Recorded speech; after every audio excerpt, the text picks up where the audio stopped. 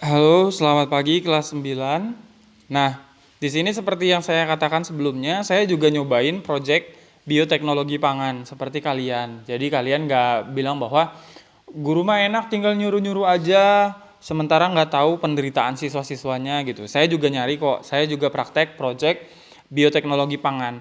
Nah, yang saya buat di sini adalah tape singkong.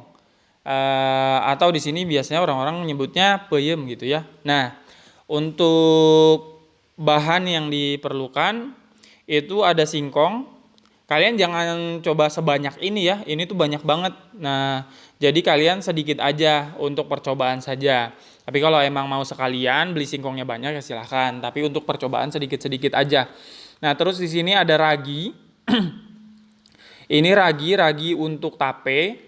Bentuknya itu kayak bulatan-bulatan, bundelan-bundelan gitu. Nah, yang kita butuhin tuh cuma dua. Kalau untuk saya karena dua wadah, jadi dua buletan yang saya pakai. Terus daun pisang ini cuma sedikit sih sebenarnya yang kita butuhkan. Cuman karena di warung dijualnya satu iketan, jadi mau nggak mau saya belinya satu ikat.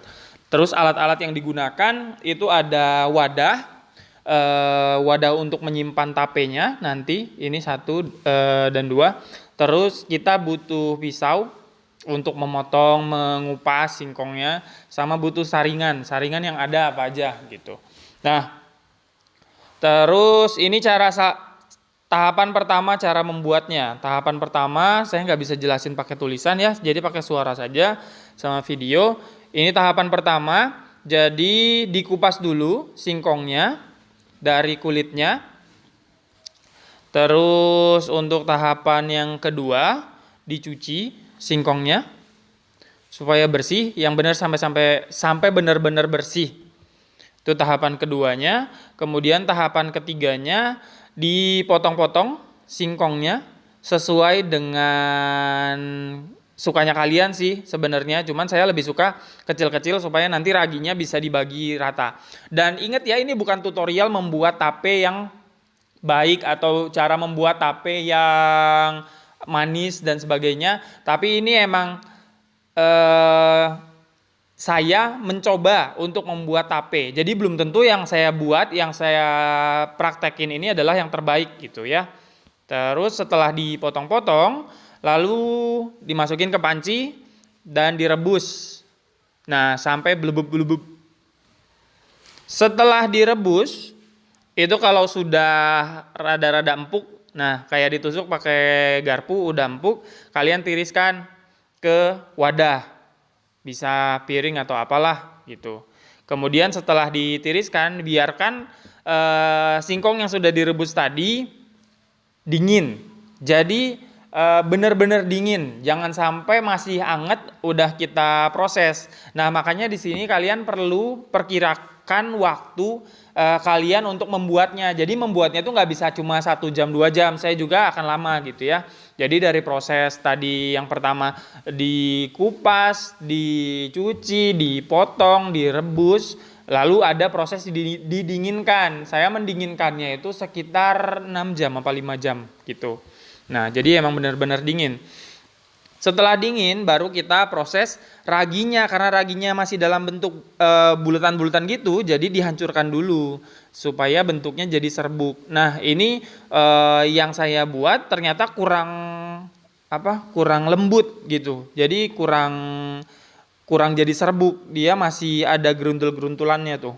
Nah, setelahnya kita masukin ke wadah yang raginya tadi, terus kita siapkan wadah untuk tapenya. Yang satu pakai daun pisang, yang satu biarin gitu aja wadahnya.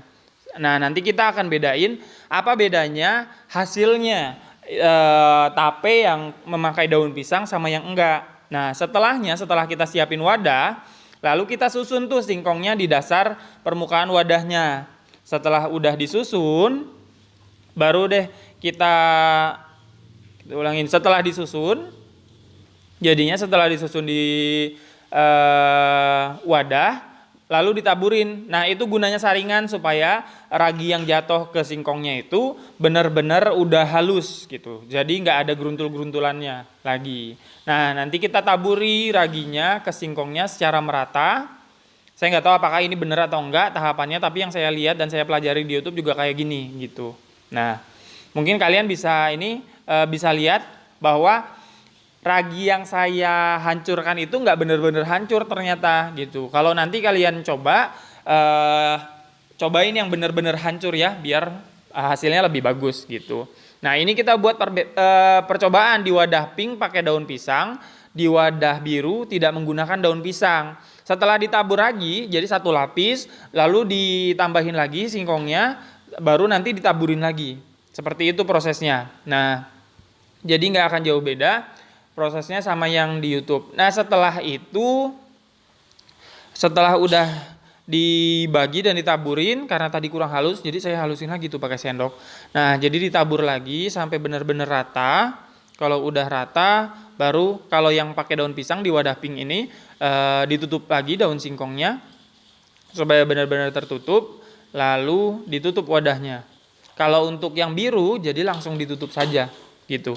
Itulah yang saya buat dari proyek bioteknologi pangan. Kalian bebas kalau mau buat tape singkong juga mangga.